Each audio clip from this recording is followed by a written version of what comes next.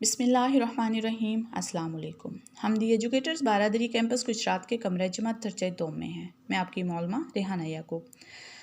तफ़हीम उर्दू से आजकल हमारा जो उन्वान चल रहा है वो है तफ़हीम साजी। कल हमने एक नज़्म की तफ़हीम साजी की और यकीनन आपने इसको एंजॉय किया होगा। आज भी हमारे पास तफ़हीमी इबारत में जो है वो एक नज़्म है। आइए इस नज़्म को पढ़ते हैं, इसे अपनी कॉपी की सीधी साइड पर लिखते हैं और फिर इन सवालात के जवाबात देंगे। जी, नाम, तारीख़, जमात और सेक्शन मौजूद है। तफ़हीमी इबारत है। अब हम इसकी जो है वो ये नज़्म पढ़ते हैं। ये अल्लामा इकबाल की, जो कि शायर मशरिक़ हैं, बहुत बड़े शायर हैं, उनकी नज़्म है जिन्होंने ये लिखी है। अब इसको पढ़ते हैं कि इसमें हमारे लिए कौन सा सबक है। टहनी पे किसी शजर की तन्हा, बुलबुल था कोई उदास बैठा। कहता था कि रात सर पे आई, उड़ने चुगने में दिन गुजारा। पहुँचूं किस तरह आशियाँ तक, हर चीज़ पे छा गया अंधेरा। सुनकर बुलबुल की आहोज़ारी, कोई जुगनू कोई पास से ही बोला। जुगनू कोई पास ही से बोला, हाजिर हूँ मदद को जानो दिल से। कीड़ा हूँ अगरचा मैं ज़रा सा, क्या गम है जो रात है अंधेरी, मैं राह में रोशनी करूँगा।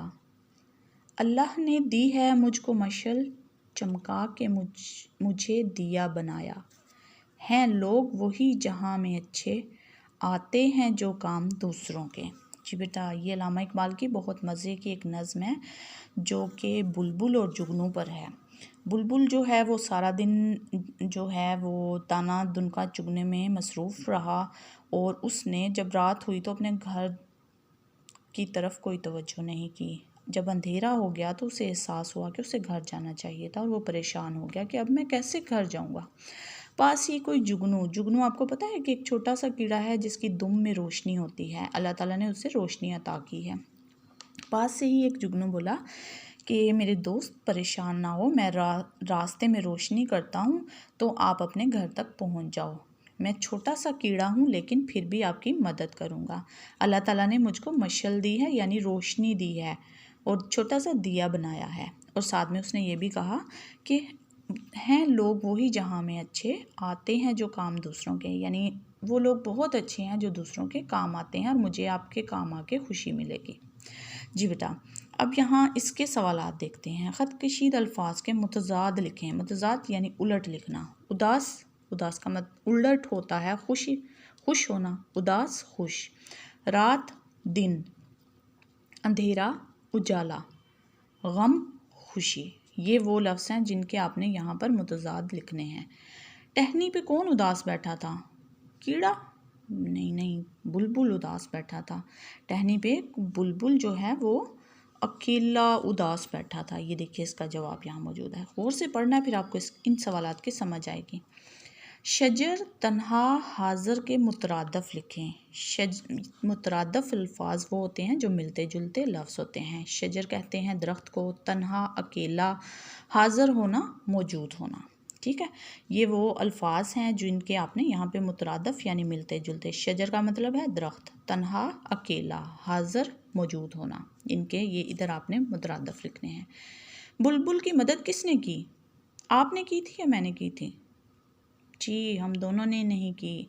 उसकी जो मदद है वो एक कीड़े ने की और उस कीड़े का नाम था जुगनू।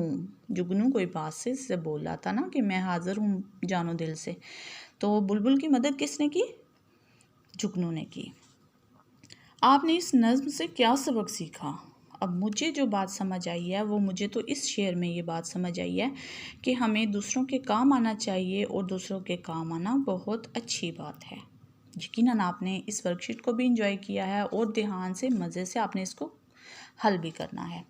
अब आते हैं हम अपने होमवर्क की तरफ। होमवर्क बेटा आपका जो है सफ़ा नंबर 26 है और उसमें हमारे पास आज जानवरों के नाम हैं। पिछले दिनों हमने फलों सब्जियों के नाम पढ़े लिखे, दिन हफ्ते और महीनों के नाम पढ़े। अब हम जानवरों के नाम लिखेंगे भी और पढ़ेंगे भी। पहले अपना सफ़ा तैयार कर लीजिए, दिन तारीख़ और यहाँ पर आपका दिन आएगा, तारीख और जमात का काम।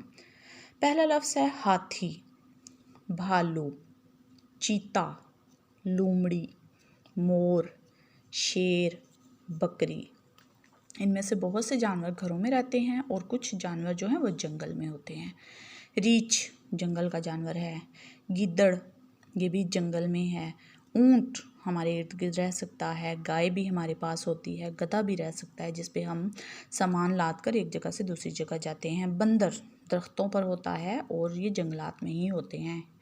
हिरन ये भी जो है जंगलात में मिलेंगे। जी बेटा, ये वो लफ्ज़ हैं जिनकी आपने ट्रेसिंग करनी है और ट्रेसिंग करने के बाद आपने यहाँ पर ख़ुद भी लिखना है।